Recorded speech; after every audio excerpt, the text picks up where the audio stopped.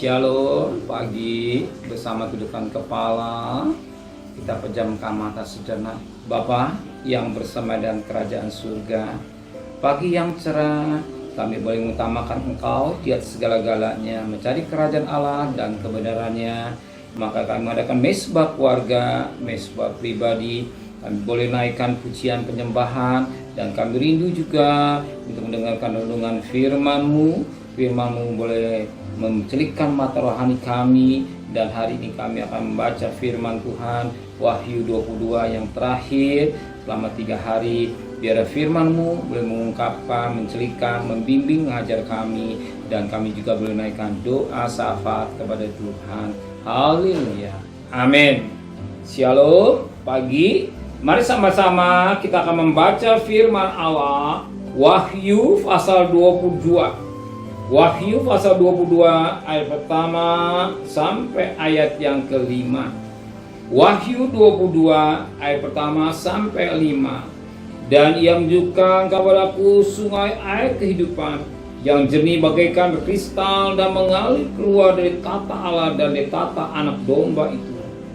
Di tengah-tengah jalan kota itu, yaitu di seberang menyeberang sungai itu, ada pohon-pohon kehidupan yang berbuah 12 kali. Tiap-tiap bulan sekali, dan daun pohon-pohonan dan itu dipakai untuk menyembuhkan bangsa-bangsa.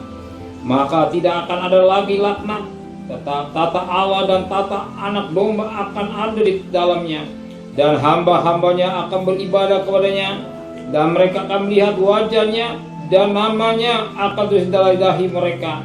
Dan malam tidak akan ada lagi sana, dan mereka tidak memerlukan cahaya lampu dan cahaya matahari, sebab Tuhan Allah akan menerangi mereka, dan mereka akan memerintah sebagai raja sampai selama-lamanya. Yohanes melihat satu dalam satu alam roh, di mana Yohanes ditunjukkan sungai air kehidupan yang jernih bagaikan kristal dan mengalir tata Allah dan anak domba, tata anak domba. Sungai air kehidupan. Manusia membutuhkan apa yang dikatakan air. Manusia kalau ada air dia bisa hidup. Tanpa air manusia sulit untuk hidup. Maka kalau seorang mencari tempat, dicari mana sumber air. Di mana ada air, di situlah mereka akan berusaha atau bekerja dan selama bekerja, berladang dan selanjutnya, karena air sumber segala-galanya. Manusia terdiri tubuh sekian liter air. Makanya orang kalau sudah buang-buang air besar, wah, sampai mengalami sesuatu tubuh yang membuat mereka tubuhnya lemah, ya, bahkan bisa mencapai dengan kematian. Tetapi Alkitab berkata sumber air itu. Ayat 1, sumber air.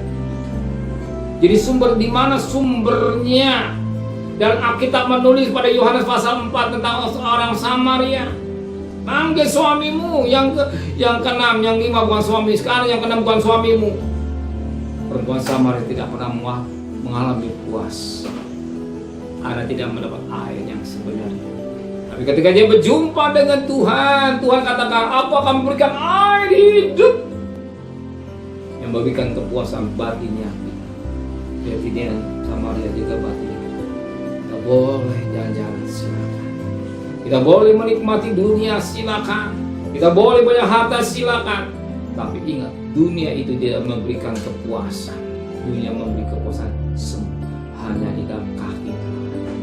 Hanya di kaki Tuhan kita akan menikmati air hidup mengalir dalam hidup kita. Kita bisa puas bersama berjumpa dengan Tuhan. Ketika saudara mencari Tuhan pagi-pagi, mengutamakan Tuhan, kita akan mengalami damai sejahtera. Kita akan bekerja, kita akan berjalan selanjutnya.